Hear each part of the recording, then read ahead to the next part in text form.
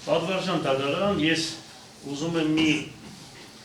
եւս անդրադառնալ, որ սա քաղաքական պատվեր է իմ նկատմամբ ոչ թե այսօրվա դրությամբ, այլ 2007 թվականից է գալիս այս ամեն ինչը, երբ որ 99 թվականին ստանձնեցի քաղաքապետի պաշտոնը, ուրեմն քաղաքում ոչ մի ներդրում չկար, լույսերը մահաց էր, 50 լուսակետ կար։ Իմ օրոք կառուցվել է 17,000 բնակարան։ Երկրաշարժից հետո բոլոր քաղաքապետերը իրար հետ իմ կիսուչափ բնակարան չեն կառուցել։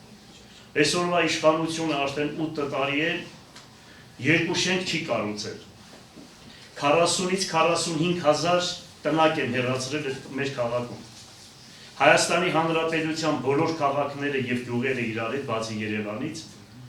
անհատը մասնավորը այդքան շենք շինություն չի կառուցել, ոնց որ իմ օրոք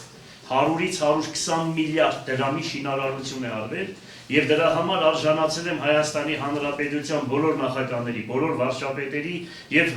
ամենայն հայոց կաթողիկոսի եւ Ռուսաստանի կաթողիկոսի ամենամեծ պարգևների։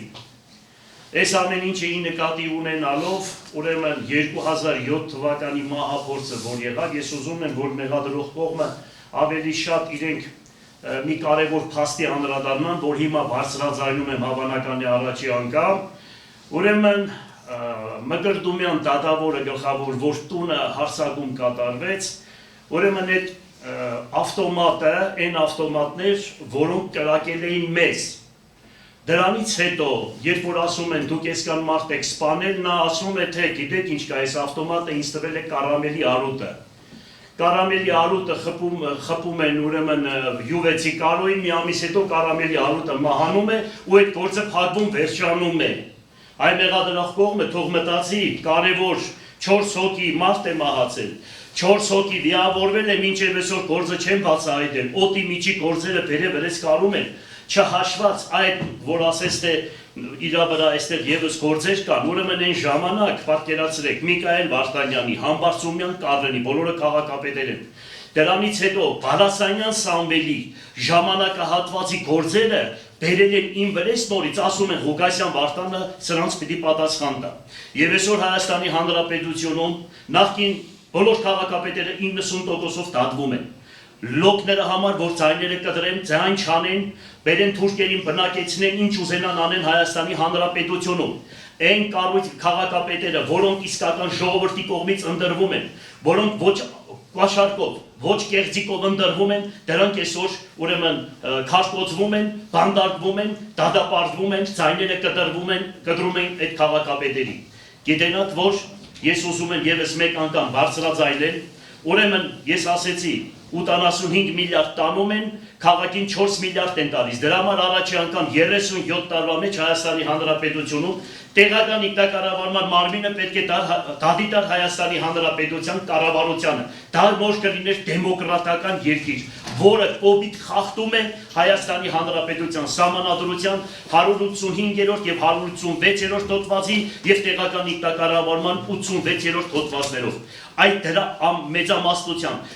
դեկտեմբերի 7-ին անցել է 10 օր, ոչ մեկը չլսեցի ոչ մեկի բերանից, եկան Գյումրի, Շիրակի մտան,